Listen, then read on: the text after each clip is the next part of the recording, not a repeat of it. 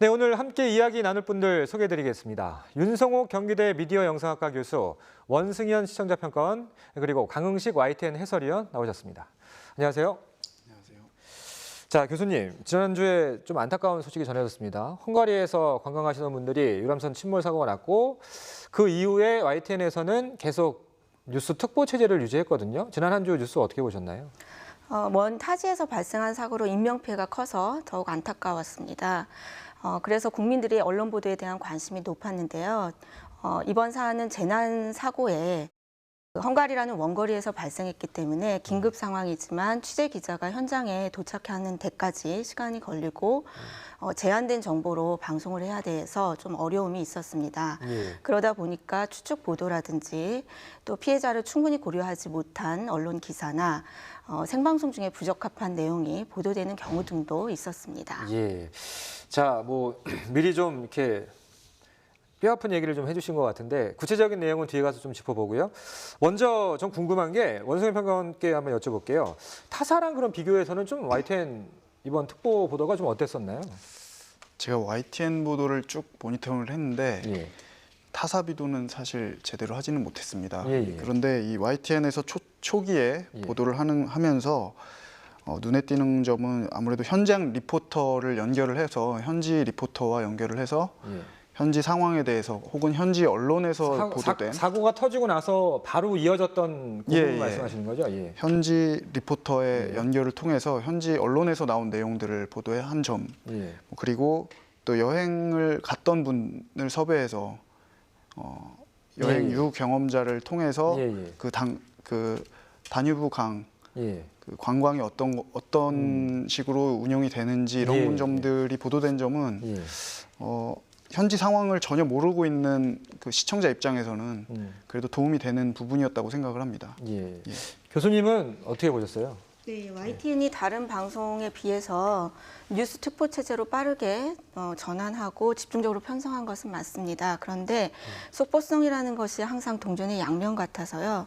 신속하고 빠르게 전환하는 것은 좋지만 정확성이 항상 위험이 있기 마련입니다. 따라서 YTN의 뉴스 특보 초기에는 사고 원인에 대한 추측 보도라든지 출연자와 전문가 등이 추정하거나 개인의 의견을 이야기하는 부정확한 정보들이 그대로 방송되었기 때문에 정확성 측면에서는 좀 아쉬움이 남습니다. 예.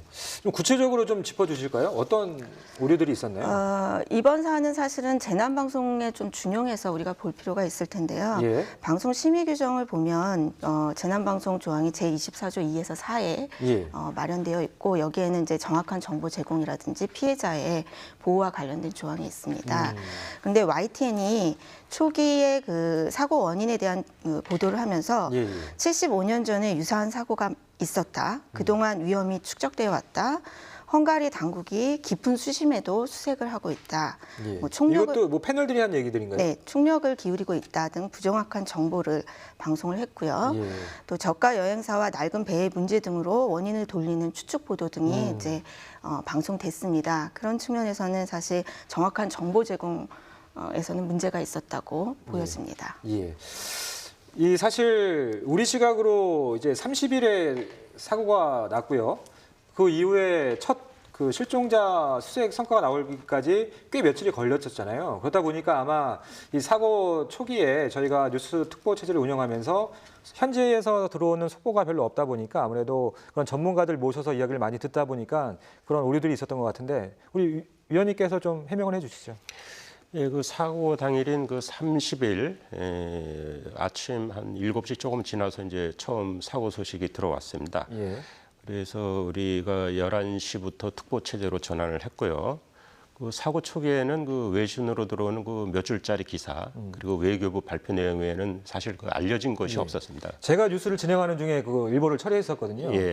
그래서 이제 특보 체제로 들어가고 장시간 방송 시간을 끌고 가다 보니까는 그 팩트 외적인 부분도 우리가 언급하는 수밖에 없는 그런 상황이 있었고요. 그 사고 초기에 그 제한된 팩트를 가지고 방송을 하다 보니까 이제 그런 지적을 받았습니다. 현실적으로 좀 어려운 부분이 좀 있었습니다. 교수님, 뭐 사실은 저희가 세월호 참사 이후에 많이 좀 내부적으로도 가다듬고 타사도 그런 규정들을 내부적으로 다 마련하고 있거든요. 그럼에도 불구하고 이렇게 특보가 이루어질 경우마다 이렇게 뼈아픈 지적들이 나오는데 좀 조언을 해주실까요? 어떤 게 좀 추가적으로 필요할까요? 일단 문제점을 한 두 가지 더 짚고 싶은데요. 일단 정보원의 문제와 그 진행자의 문제입니다. 이번에 YTN 뉴스 특보에서는 헝가리 리포터, 부다페스트의 현지 주민, 그다음 여행객들을 연결해서 방송했었거든요. 그러니까 사고 직후를 말씀하시는 거죠? 사고 직후 초기에 이제 뉴스 특보 체제인 거죠.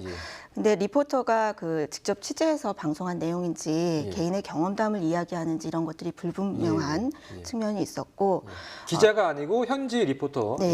현지 주민과 그다음에 여행객들의 경우에도 사실관계보다는 단편적인 개인의 경험이나 의견을 이야기하는 경우들이 있어서 시청자들이 대단히 혼란스러웠습니다. 위에 대해서도 좀 뭐 해명해 주실 부분이 있을까요? 예, 뭐 말씀하신 대로 그 초기에 저희가 현지 리포터죠. 연결을 했고 또 최근에 그쪽에 관광을 다녀오신 분들도 연결을 했는데 이런 분들이 아무래도 뭐 전문적인 그 기자가 아니다 보니까는 그 좀 리포트를 할 때 조금 어색한 부분들이 있었습니다. 뭐 적절하지 않은 그런 멘트도 있었고요. 그래서 저희가 뭐 현지 리포터들을 뭐 매년 정기적으로 교육을 하고 있지만 그런 부분에서 좀 아쉬움이 있었고요. 그 진행자들도 대형 인명 사고의 경우는 이제 상당히 저희가 조심을 하고 있습니다. 그 세월호 때 경험도 있고 해서 이런 부분은 뭐 앞으로도 더 조심을 해야 될 것 같고요. 자, 우리 원승현 평론가께서는 어떻게 보셨나요? 예, 저도 뭐 교수님께서 말씀하신 부분하고 조금 더 덧붙여서 말씀을 드리면은 이 전문가 패널들이 사고 당일날 나와서 사고 원인에 대해서 이야기를 하는데 뭐 헝가리 쪽에서 뭐 규정을 지키지 않았다, 뭐 불명확한 사실들을 굉장히 애매모호하게 이렇게 사고의 원인인 것처럼 얘기를 하는 경우가 있었습니다. 이 뭐 비가 와서 선장이 실수했다 이런 식의 말도 있었는데요. 이게 아무래도 방송 심의 규정에 또 재난 등의 원인, 책임 등을 방송할 때는 불명확한 내용을 사실인 것으로 미리 판단함으로써 시청자들을 오인하게 해서는 안 된다라는 내용인데 이 관련 규정에도 저촉되는 내용이었습니다. 이게 아무래도 갑작스러운 사고와 속보 체계라는 특성을 감안하더라도 이 패널 선정에 신중함이 필요해 보였습니다. 예.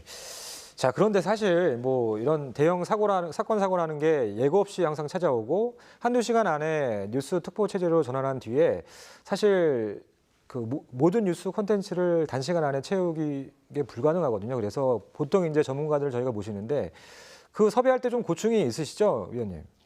예, 그렇습니다. 이제 사고가 나면은 이제 관련 전문가들 그 리스트를 놓고 섭외를 들어갑니다. 근데 그 전문가들이 뭐 저희 방송을 위해서 대기하고 있는 분들이 아니단 말이에요. 다 또 각자 스케줄이 있는 거고 그러다 보니까 이제 출연이 가능한 분부터 섭외를 하게 되는 거고 또 뭐 급한 대로 먼저 전화 연결도 하고 그렇습니다. 그리고 이것이 이제 시시각각 그 변하는 상황에서 생방송으로 진행이 되다 보니까 그 뭐 지적하신 대로 패널 선정이나 또 패널들의 발언이 정제되지 않은 그런 발언들이 나가는 경우가 있고요. 이 부분은 뭐 항상 조심하는 부분입니다. 예. 자, 원승현 평가원님, 아무래도 특보 체제로 전환이 되다 보니까 일반 뉴스가 상대적으로 좀 적었어요. 어떻게 보셨나요? 네, 저는 지난 29일 방송됐던 인보사 신장세포 왜 문제인가 보도를 인상 깊게 봤는데요. 이 코오롱 인보사 관련 보도 중에서 단순 사실 보도만으로 이해가 되지 않는 부분을 추가 설명을 통해 알기 쉽게 전달을 해줬습니다. 이 인보사액 제조 공정에서 문제가 됐던 부분이 무엇인지를 알려줬는데 깔끔한 그래픽 처리가 되면서 뭐가 문제였는지 이해가 잘 되었고요. 문제된 내용은 바이러스 증식을 위해서 인보사 1액에서 사용되었던 신장세포가 인보사 2액에서도 연골세포 대신에 사용되면서 문제가 되었다라는 것을 알 수 있었는데 신장세포라는 게 암세포 전 단계의 세포이기 때문에 이게 계속 사용되면 암을 유발할 수도 있다는 전문가 의견이 담겨서 문제 심각성을 알 수가 있었습니다. 예. 자, 교수님은 다른 뉴스를 이번에 한 주 어떻게 보셨습니까? 네, 지난 25일에 방송된 화학안전사고 경기 안산 단원 최다 발생이라는 뉴스를 잘한 뉴스로 꼽아 보았습니다. 이것은 그 화학 안전 사고에 대한 경고를 담은 내용이었는데요. 데이터를 분석해서 그래픽을 통해서 시청자들의 이해를 도왔습니다. 사고 발생 빈도가 많은 지역, 시기, 또 원인 이런 것들을 제공해서 유용한 정보로서 가치가 있었습니다. 팩트나 데이터에 근거해서 방송의 환경 감시 기능을 충분히 이렇게 수행했다라고 평가가 되었고요. 데이터 저널리즘은 빅데이터 등 IT 기술이 발전하면서 보다 앞으로 미래에 더욱 그 유용한 정보로서 가치가 있는 뉴스 분야로 주목받고 있습니다. 예. 사실 저희 동료 기자들도 보면 이 데이터 저널리즘에 관심 있는 기자들이 굉장히 많거든요. 그리고 또 저희 이 데이터 저널리즘 팀장을 맡고 있는 함영건 기자가 실제로 외부의 기자들을 상대로 교육도 강연도 하고 그러세요. 그래서 저희 어떻게 보면 저희 내부의 어떤 자랑거리 정도가 될 수 있을 것 같긴 한데 사실 데이터를 활용한 저널리즘 좀 생소할 수도 있거든요. 우리 위원님께서 좀 설명을 해주시죠. 예, 데이터 저널리즘은 그 방대한 공공 데이터를 그 수집, 정리하고 그다음에 그 정리된 자료를 분석하고 시각화해서 그 심층적으로 보도하는 그런 취재 기법이라고 말씀드릴 수 있는데요. 예. 그 데이터를 수집, 정리하는 그 리서치 부분 그리고 자료를 분석하고 스토리텔링하는 저널리즘 부분이 이렇게 연결된 것이라고 이렇게 보면 될 것 같습니다. 그 저희 YTN은 그 4년 전인 2015년부터 그 데이터 저널리즘 팀을 운영하고 있는데요. 특히 그 지리정보 시스템 GIS를 이용한 그 가장 적극적으로 활용해서 보도를 하고 있다 그런 평가를 받고 있습니다. 예. 과거에도 좀 굵직굵직한 보도들이 좀 있었죠.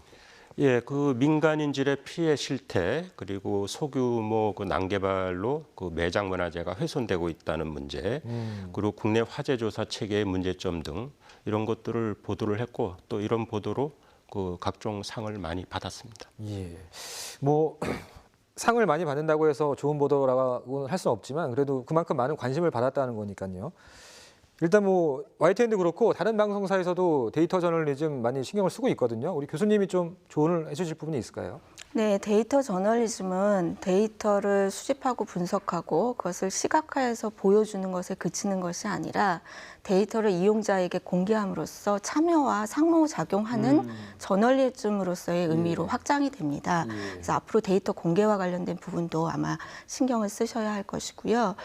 또 데이터 저널리즘은 객관 보도와 또 심층 탐사 보도가 가능하다는 점에서 장점이지만 반대로 데이터를 수집하고 분석하는 데에서 오류가 있거나 또 잘못된 해석을 하면 공정성 측면에서 훨씬 더 큰 폐해가 있습니다. YTN의 데이터 저널리즘 팀이 지금 상설화되어 있다라고 하시는데 앞으로 그 데이터 저널리즘 팀과 전문 기자 등을 육성해서 전문성과 경험을 조금 더 축적해 나갈 필요가 있습니다. 예. 저도 뭐 좀 개인적으로 공부가 좀 필요한 분야이기도 합니다. 네, 지금까지 잘한 뉴스, 못한 뉴스에 대해서 세 분과 함께 이야기 나눠봤습니다. 고맙습니다.